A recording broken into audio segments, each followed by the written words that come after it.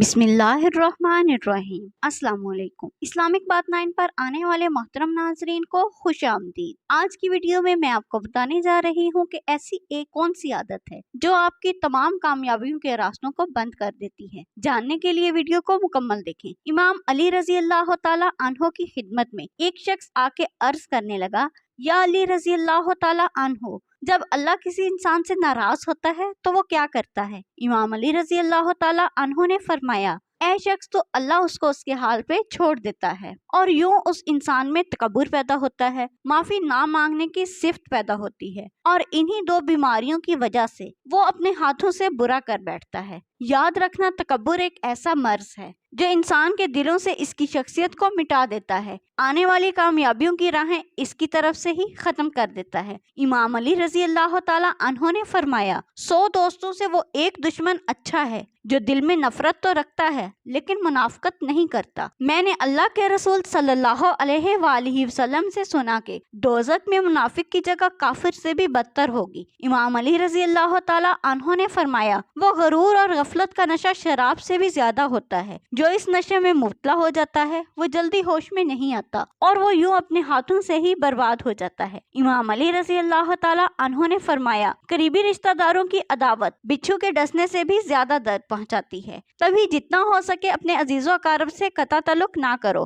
वरना तुम अपने मुकाम से मुनहरफ हो जाओगे। अल्लाह पाक हम सबका हामी नासिर हो। मजीद इस्लामिक वीडियोस देखने के लिए हमारे चैनल को सब्सक्राइब करें। शुक्रिया।